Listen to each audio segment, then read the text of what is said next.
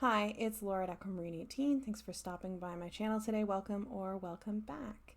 This is my December 2022 recap video, and I have to say that I'm quite pleased with myself to have made it to here, which means that this is my 12th monthly recap video and that I've actually stuck with it.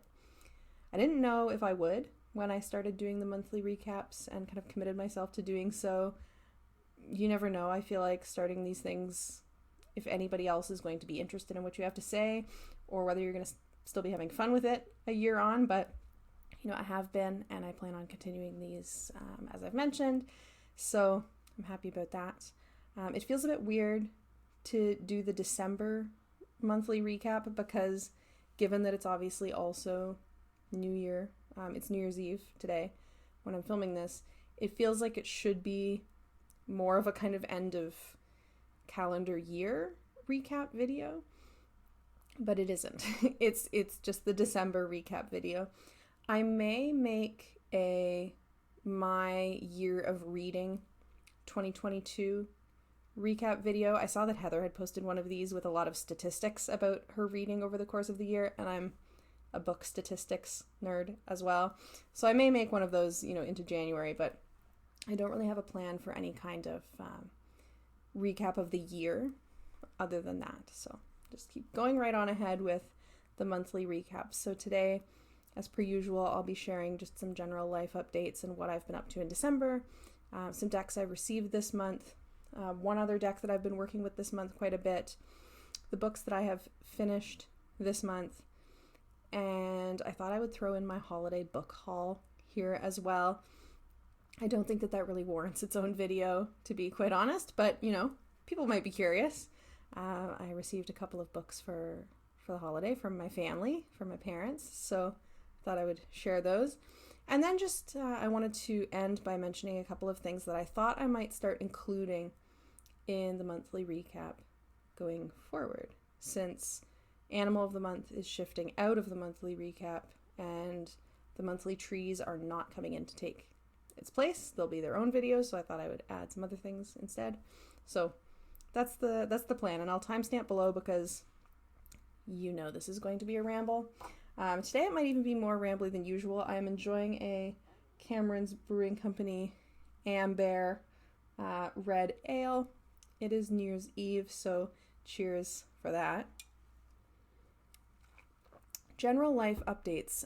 The biggest thing for me this semester has been that it's been my last semester teaching, and December is the end of that. So folks obviously know who've been watching my channel that I've made a big career shift in 2022, leaving a career teaching classes at a university and shifting into a full-time permanent role in a nonprofit. And I hadn't planned to teach anything this past September to December semester, but one of the classes that I had taught before kind of came up available, like they needed somebody quite last minute, and it was already scheduled as a night class, so it wouldn't have conflicted with my day job, and so I took it. And if I'm honest, I kind of regretted that. I thought having the extra work would be good, but it was really draining. It was a lot of it made for some very long days. And I'm glad to say that that's over at this point. So in December, the class ended. The class had their exam. I supervised the exam. I've graded all of the exams. I've submitted all of the work. There may be one or two emails to be exchanged in relation to this job into the new year if something comes up. But really, the work is done. And so I feel lots of feelings around the kind of what I think will be actually finality of leaving that career teaching. I've been teaching in university since 2016. I was a teaching assistant before that since 2009. So, before going into the career that I'm in now, in the nonprofit sector, pretty much all of my work that I've done as an adult has been in universities. And, I have a small, like very, very, very part-time other job, like 5 hours a week, which is kind of universities adjacent, working with a labor union that represents contract faculty, doing advocacy work around there, grievances and arbitration and bargaining, things like that. But really all of my career has been in universities, and now it isn't. And 2023, provided that I don't get sucked in again by a last minute contract offer, 2023 will be the first year that I'm not working in a university. And that's a weird feeling. It is very, very predominantly a good feeling because I love the job that I've ended up in. But it's weird. I feel like to a certain extent your identity does get bound up with, the kinds of work that you do, particularly if it's work that you enjoy and are invested in and have spent a lot of time, learning for and becoming qualified for. And so, there is, I think, some unpacking for me to do still amidst this big life change. While it is a life change that I'm very happy to have made. I've been at the new job since May now. So it's been long enough to feel, more comfortable in the job and feel like this is where I work, I'm not the new guy in the office anymore. There are people who are newer than me. But yeah, it's a lot to think about. So December kind of always, I feel like, has this sense of ending, whether your new year is winter solstice or whether it's December 31st to January 1st. There's always that sense in December of looking back and looking forward and maybe setting resolutions and thinking about, the past year and what you've learned and doing some visioning for the coming years. And I feel like this is a big ending amidst all of that there is definitely some unpacking for me to do. I've also been in December thinking a lot about my upcoming devil year, which I've mentioned before. I am, through the kind of calculation method, leaving a temperance year and going into a devil year. And retrospectively, it has been a temperance year for me, I think, in terms of cultivating not just balance, which I feel like is a keyword that a lot of the time gets associated with temperance, but also kind of cultivating a new path for myself where my, particular combination of skills and aptitudes is being used in a new way that, is a way that I feel good about in the world and, for myself.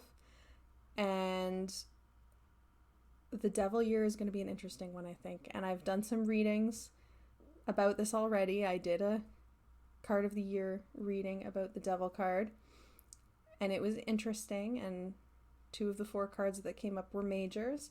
I also did a reading about my 2023 word of the year, which is orienting, and in that spread, 7 out of the 9 cards that came out were major arcana, and the one that came up to kind of signify the entire thing was, guess who, the devil.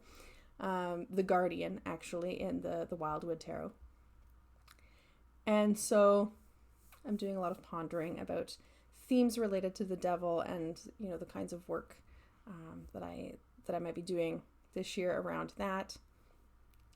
Those conversations will be forthcoming to some extent. So that's been something. On a really light note, something that I really enjoyed in December that I've never done before is that I got the Diamine Ink Vent calendar. And for folks who aren't familiar with the Diamine Ink Vent calendar, it's a 25-day advent calendar, but each day you get a little ink inside. And so I've thoroughly enjoyed this. Now I have 25 little inks, or I have 24 like this, and then day 25 you get a bigger one like this. And so this has been quite a lot of fun. This is far more inks than I've ever owned. I do love a fountain pen, and I do love a good ink. I've been mostly trying different samples. I haven't really bought that many bottles of ink. full bottles. And so now, this has kind of quadrupled the amount of ink bottles that I own. I've been swatching all of the inks. Oh, that should go the other way. There we go. I've been swatching all of these inks throughout the month, which has been a lot of fun too. I'll show you what my favorite one is. I'm writing with a few of these now. I've never tried a sparkle ink until this. I've always been a little nervous of them with the, clogging the pen feed and things like that, but the sparkle ink is fun. And my favorite one of the calendar was Olive Swirl, which was day 18, which is a green that has sparkles in it. I don't know how well that's going to show up, but I really like this sparkly Olive Swirl ink. I've tried a few of them. I've tried Alpine, which is more of like a gray green. I'm writing with this right now. Really like that. So that has been fun. Getting, to try some different kinds of ink. It does mean that I have to think about a new storage solution though, because, I've had so few inks before. They all just live in kind of a little basket. And now the basket won't be big enough for them all to sit happily. So my desk is not as tidy as I would prefer. But that's been a really fun thing about December. A little fun thing in the morning to look at. I haven't had any kind of advent calendar in a long time, so that was a fun little thing for December. Other than that, I've just had some time off. My work closes, so for the whole week between, was it December 23rd was the Friday, I think? Is that right? Or was the 24th the Friday? 23rd was a Friday.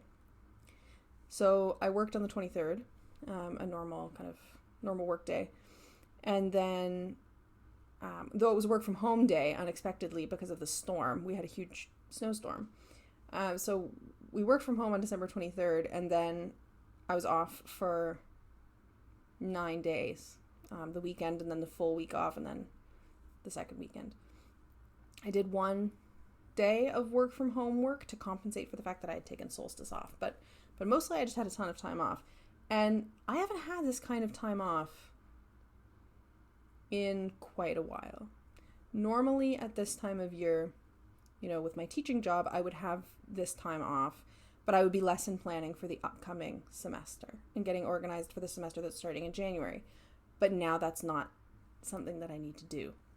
So I've been reveling in free time, and I've been doing readings for myself. I've been reading books.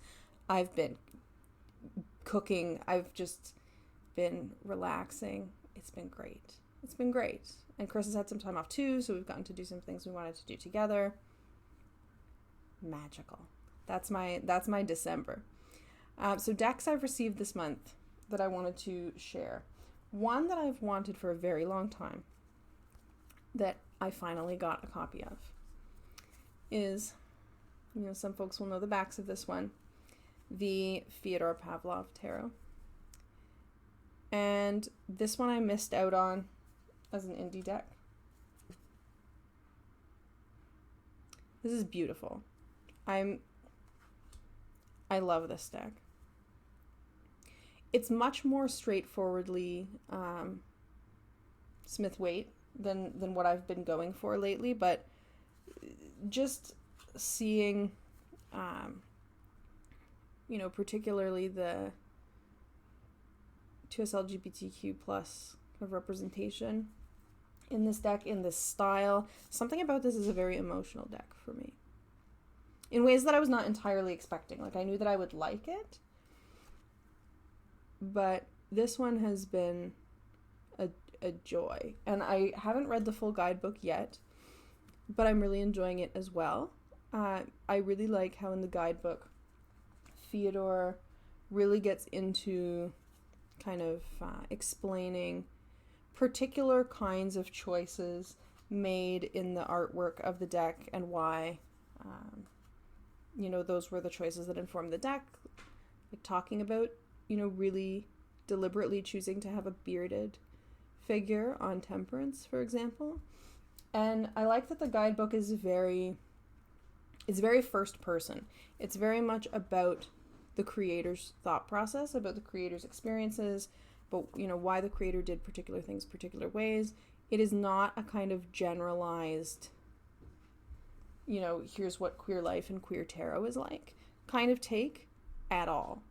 And I really, really like that. And I really like this deck. I'm happy with the production, you know, it's got fancy gilding, and the stars on the back are metallic as well. The copyright is very small, which is also nice. It just came out really beautifully. I am thrilled with that deck. I've wanted it for a long time, so that's exciting. The other one that I got that I have not wanted for as long of a time because I didn't know that it was going to be a thing for as long of a time, that just came, that is still in order, I have not shuffled this, nothing, is that I got the Earth Mother Magic Tarot by Aishimiri Yashin, and the subtitle says, an eco-feminist Rhizo tarot deck for queer women and femme people. And this deck is a kind of sibling deck to the Sapphic Enchantress Tarot, which is by the same creator, but is a majors only deck. And so this is a 78 card deck. And you can tell this is, you know, this is in a cardboard box. This is super DIY deck that is, it comes with this kind of really nice smelling sachet there. This is a very DIY deck. It also, it didn't come with, but I did buy a zine that the creator made to go with it. Otherwise, it doesn't come with any kind of book at all. And you can see, like, the creator has braided kind of twine and stitched the zine. How fabulous is that? And the zine has a lot of text for each card, which is great. And this is like not expensive at all to add in. I do want to put something in the bottom of the box because the cards do kind of get stuck down there. But this is a deck that is a intersectional, queer, you know, trans-affirming, feminist deck. And it comes with a card here, just explaining that. And I really like the way that the artist talks about her work. It is Rhizo printed and like actually went through the risograph. So the cardstock is not what would be kind of typical to a tarot deck, certainly not typical to a mass market one. You can't put 450 GSM through a risograph is my understanding. But the artist talks about creating a queer utopia where women and femmes live in harmony with and as part of nature in the absence of capitalist consumerism and patriarchy. And in the book, the artist talks about it being, you know, a deck that depicts trans women, that, you know, is inclusive of all women, and that specifically doesn't shy away from depicting body hair and cellulite and stretch marks and, you know, bodies of every size and shape in nature. It may be my most naked deck to date. I think that everybody is naked in this deck. And it's, you know, the backs are just plain. This is like thick to me cardstock, a little bit cardboardy. They are hand cut. I love this. I love this deck. I love so far reading what the creator has to say about it.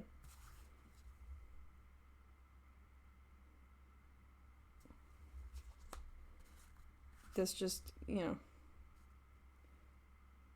this takes me back to going to like zine fairs and punk shows where zines are sold, you know. And the creator is quite young, I think 19 or so, according to the, yeah. Aishimiri Yashin is a 19-year-old illustrator originally from Istanbul, Turkey. and Nicosia, Cyprus, currently living in London, England, studying illustration. I feel like had 19-year-old me found this, or had this, that would have been very special to me then, and very magical for me then, and it is now as well. This makes me very happy. Love this. Love Fyodor Pavlov tarot. It has been a good tarot month. I do need to line this box because some cards get stuck at the bottom. But other than that, this is amazing.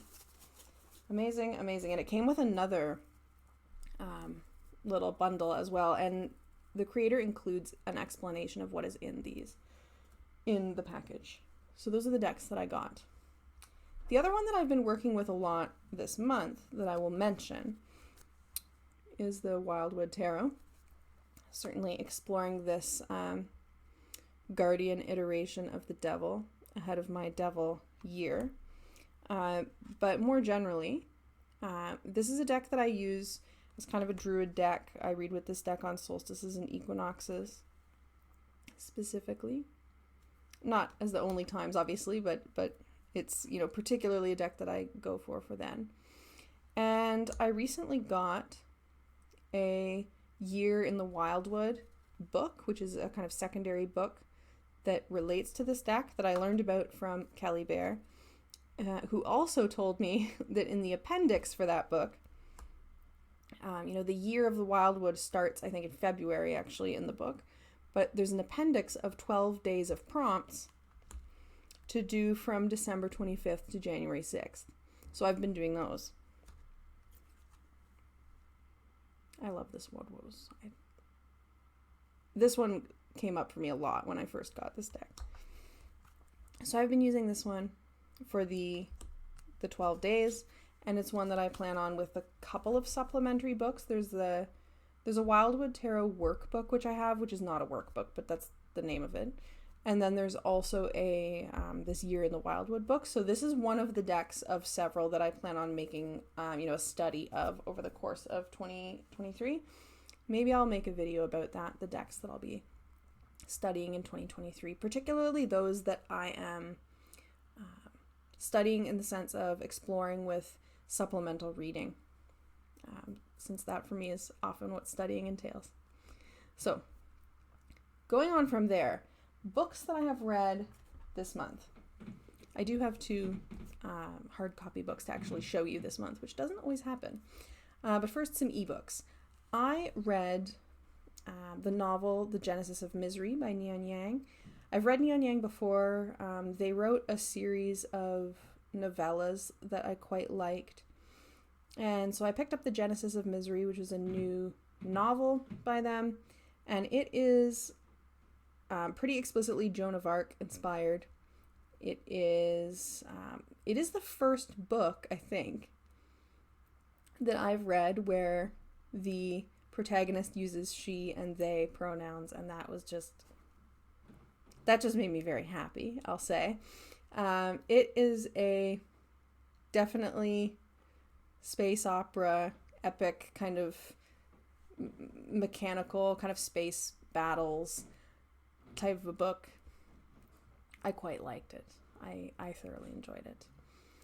I read And What We Can Offer You Tonight by Premi Mohammed. And this was the first Premi Mohammed that I've read ever before, but not her first nor her most recent book, I don't think. This one was the Nebula-winning novella, I want to say in 2021. It might have been 2020. I think it was 2021. Anyway, And What We Can Offer You Tonight. And this was this was a very dystopian, near-ish future novella set in and around a brothel of sorts. And it sorry, it's another one. I feel like I say this at least for one book a month. It's a hard one to talk about without giving a lot away, because in a novella, of course, the plot is like quite condensed. But there is a kind of undead revenge aspect to this book. I think that Prima Muhammad's writing is beautiful, and I would love to read something else by her. My only issue with this book, and there was a lot in it for a novella, I will say, like, it was well done. I can see why it would be a Nebula pick, actually. But the thing that I didn't like about it, I'll say, is that I feel like the characters were flat, and that their social role in the, in the story, whether it's, the role of the brothel owner who's clearly, who's very exploitative, or the, wealthy misogynist man who comes, like I feel like those were treated as character traits. And so the characters just came out feeling very kind of cardboard cutout to me. But I liked so much else about it that I would definitely read something else by the author again. I read The Dawn Hounds by Sasha Stronach with Katie Flowers or Katie Bellew on YouTube, Blossom Book Club. And Dawn Hounds is a Maori-inspired and authored fantasy novel that, as I understand it, is going to be the first in a series. I don't know if that's a trilogy or duology, but it's the first of a few. Anyway, very new from my understanding. And The Dawn Hounds follows a police officer who is killed and comes back to life. And it's one with a lot going on. There are pirates. There are houses that are made out of mushrooms.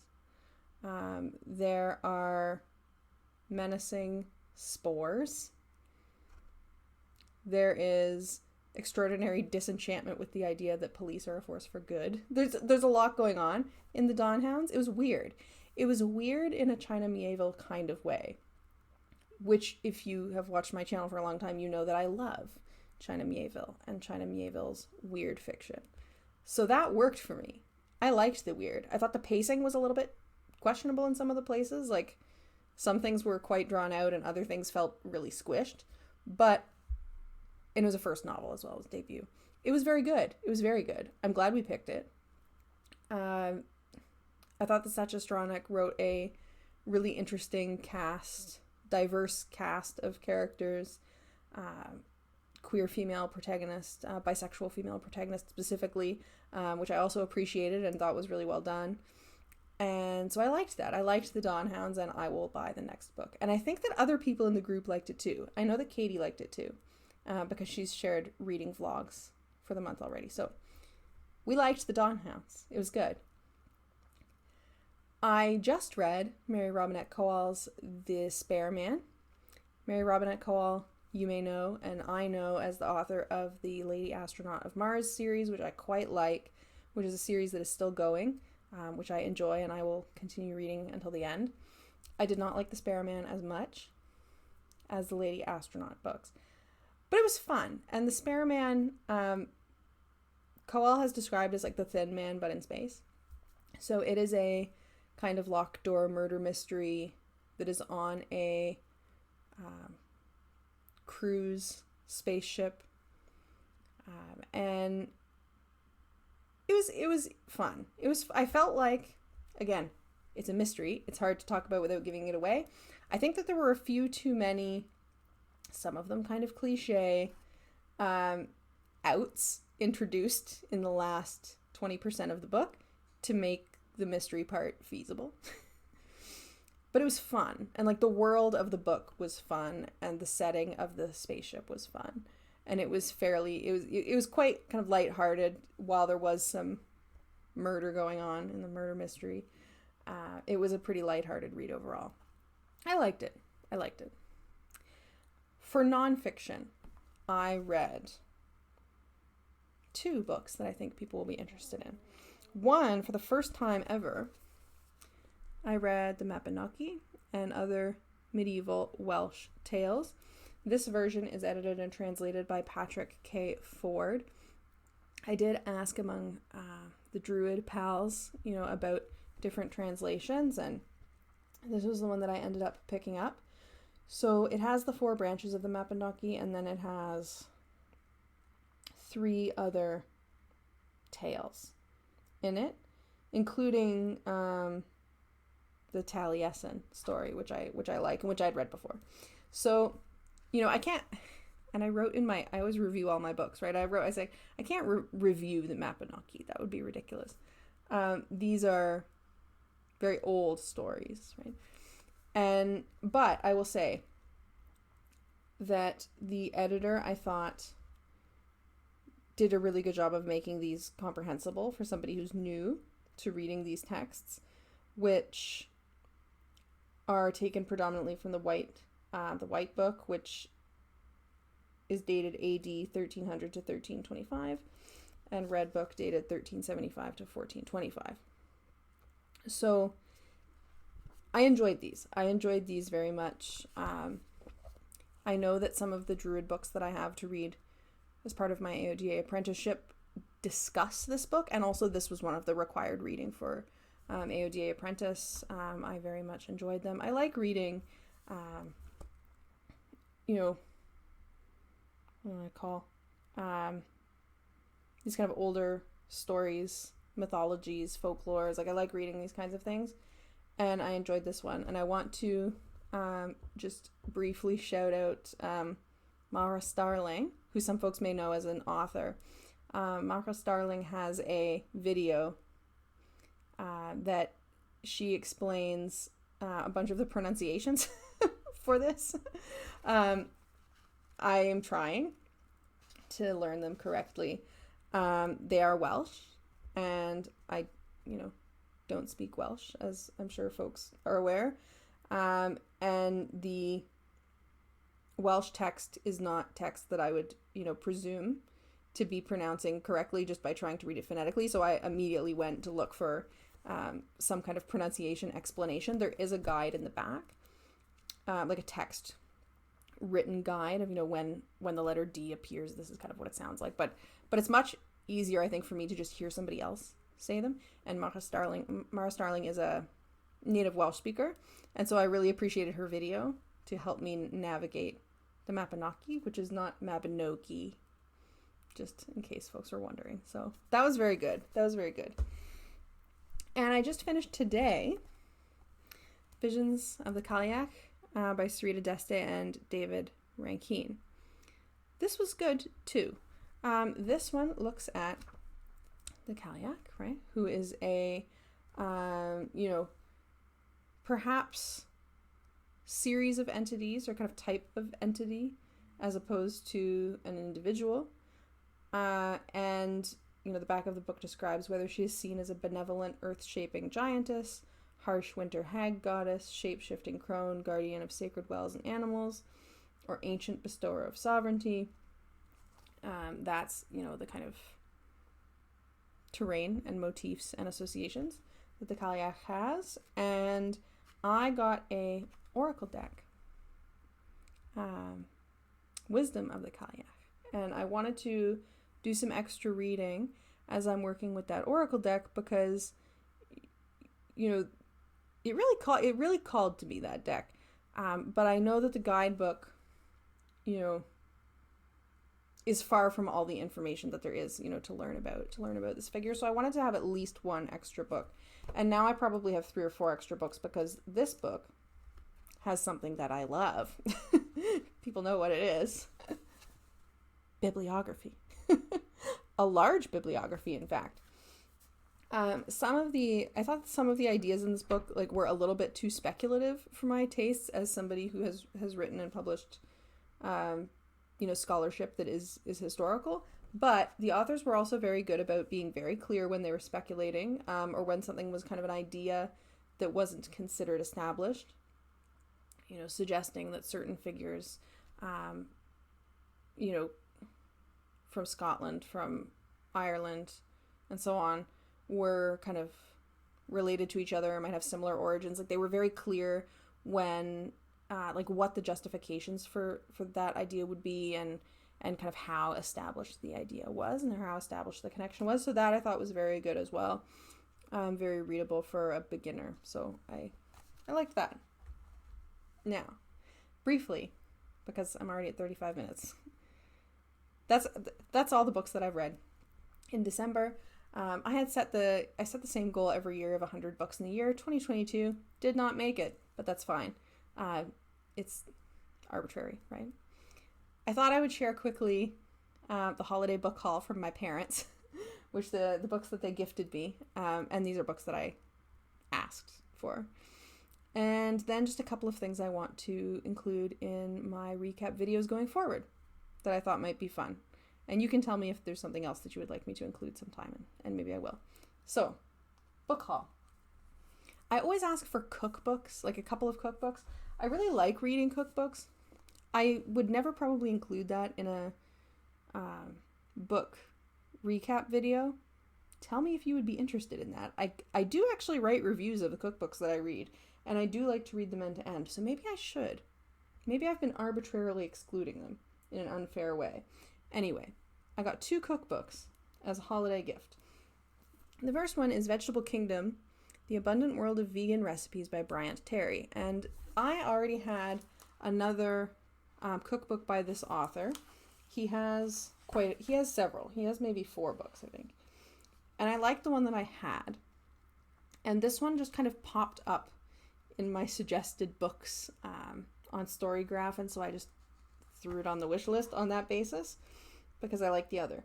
And he organizes this book into chapters based on seeds, bulbs, stems, leaves, fruits, flowers, fungi. I'm allergic to mushrooms, I'm avoiding that chapter. Tubers and roots. And then there's a section on cupboard for other things to have. And I am excited for this. The pictures in the book are beautiful. And yeah, I'm into it.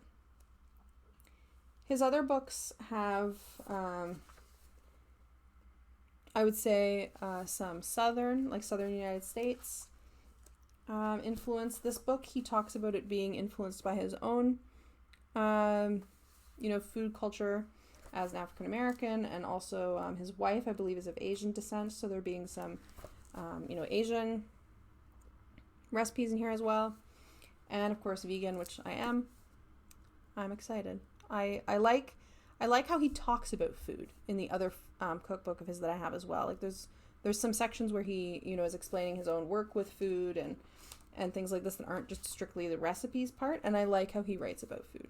So I'm excited for that. The second cookbook I got, which I was also this was one of the first things that I put on my list actually. The Vegan Chinese Kitchen. Recipes and Modern Stories from a 1,000-Year-Old Tradition by Hannah Che. And this one, I don't have a Chinese cookbook on my cookbook shelf. I do have a little cookbook shelf. And I enjoy eating Chinese cuisine. It is not one that I've ever really tried much cooking. So it's not, the kind of spice profiles and things like this are not something that I would be able to do at all without a cookbook. So this one I saw in the newspaper. There was a book review in the newspaper for this book, and this book also has beautiful pictures. And the review for this book was very, very positive. This is a new release. And so I figured, yes, this is something that I would like to look at. And so this one is organized by leafy greens, stems, shoots, and flowers, beans, fruits, and gourds, root vegetables, tofu, tofu skin, gluten, mushrooms, avoiding that chapter, rice, wheat, and noodles, congees and sweet soups, and then there's an appendix on stocks, condiments, and pickles, and there are sections on equipment and how to use the book and how to plan a meal. So I'm excited to do some cooking in the new year. I like always reading a cookbook kind of end to end and usually in conferring with Chris, finding a couple of recipes that we both like the sounds of. And so that's the plan. I'm excited to have new cookbooks. I received the Urban Tree book. I feel like, Druid kind of speaks for itself. An uncommon field guide for city and town, identification, enjoyment, and lore for more than 200 species across North America. So this speaks directly to my interests, including some upcoming video making. I'm excited. Tree book. I received, for nonfiction again, a book called Literary Afrofuturism in the 21st Century, edited by Isaiah Lavender III and Lisa Jasek.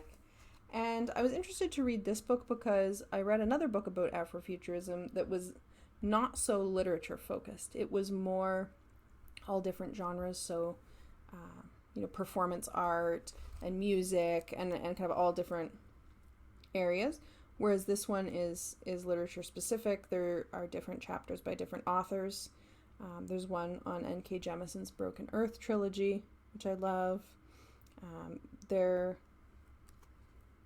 are all different ones. There's one on the work by women in particular.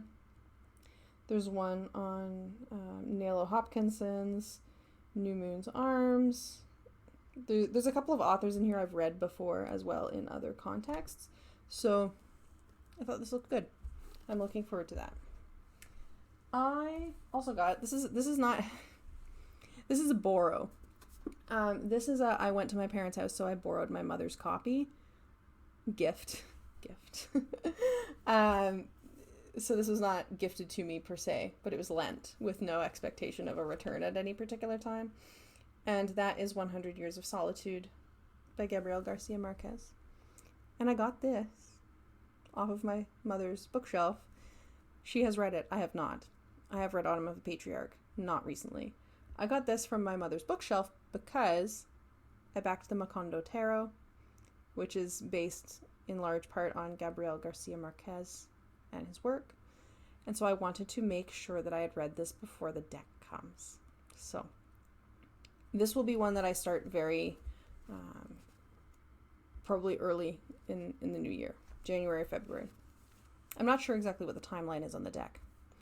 I don't usually pay much attention, to be honest, unless things get really, really, really, really late, because I just don't really mind. But I'm kind of surprised I haven't read this already, but I'm looking forward to it. I received Palestine Plus 100, edited by Basma Galigini. And this is the winner of the English Pen Award. And Palestine Plus 100, not Palestinian Plus 100, Palestine Plus 100 is a book featuring work by Palestinian writers imagining what Palestine looks like in 2048.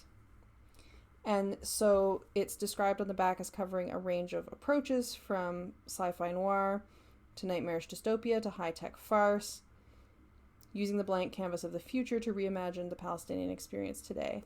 And several of my friends have really liked this book, one of whom is a Palestinian author of speculative fiction. So, comes highly recommended by recommenders that I trust. So this has been on my list for a long time, and I'm looking forward to reading that. I received much anticipated new release for me, Babel, An Arcane History. I feel like everybody's probably heard of this book already. This one has been, much talked about. The first 3 blurbs, blurbing the book on the back, come from S.A. Chakraborty, author of the David Bode trilogy, Rebecca Roanhorse, author of Black Sun, and Tochi Onyebuchi, author of Goliath, which was probably the best book I read in all of 2022. Just a side note, award pick, Goliath. So this, and I've read R.F. Kuang before, so yeah, this is a bit of a no-brainer. Pick for me a historical fantasy epic that grapples with student revolutions, colonial resistance, and the use of language and translation as the dominating tool of the British Empire. Set in 1828. So, I'm excited. And this book is beautiful. Like, look at how beautiful this book is. I don't get a lot of fiction in hardcover, partly because I'm storage space challenged at the moment, and partly because I do just love my e-reader, but this was not resistible. I'm excited. And the last one that I got in my little book haul, The River of Silver by S.A. Chakraborty, who I just mentioned. This is short stories set in the same universe as City of Brass and that trilogy. So this one I think will be good. I like that universe a lot, and I feel like it's a very complex one. There's a lot of room to develop, side directions. There are going to be familiar characters in here. So when I saw that this existed, I was happy to put this on my list. And I read the whole trilogy on ebook, so I don't actually have anything by this author on my bookshelf, and I would like to have something by this author on my bookshelf. So that's that. That is the book haul. Now, upcoming in the monthly recap videos for 2023, I had 2 ideas for this. Again, some things are falling off of the list, and so I was thinking of things to add on. One is that I thought that I might do, we'll see how this goes, I don't know, a bit of a check-in around what I shared that I was using the My 100 section of my day planner to use, which was to write down, particularly decks, divination tools, things, adjacent to that I was interested in looking into more. Kind of like a wish list, but also kind of like this is something that has piqued my interest. Maybe I haven't looked into it quite enough yet to call it on the wish list, but it's something that I'm intrigued by, kind of thing. And so I thought of maybe incorporating, looking at the state of that every month, because I do want to use it. And what I've generally been doing in these updates, or monthly recaps, is sharing the decks that I've received in a given month. So this, this I both bought and received in December. Sometimes I'm sharing decks that I had actually purchased a year before because they were Kickstarters. I thought, talking a little bit about what has caught my eye and maybe what I've purchased in a given month might be of interest. I'm always interested in hearing, what really interested somebody about something. So that was one thought. The other is that since I'm going to be trying in my new page a day book some kind of page a day artwork or scrapbooking, memory keeping, to share some page highlights from this at the end of each month, provided that there's something that I don't feel totally embarrassed of. I do not consider myself a visual artist of any sort. I'm looking forward, though, to kind of letting the Alan flow and, getting out of that self-consciousness is part of why I think that this will be a good practice for me. So I would like to share those going forward as well. That is my December recap. I am looking forward to seeing you all in 2023. I don't know when I'll be back on or with what, but I have some ideas.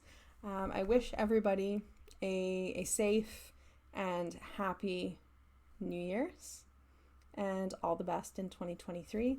I will see you there. Thank you so much for watching and have a great day.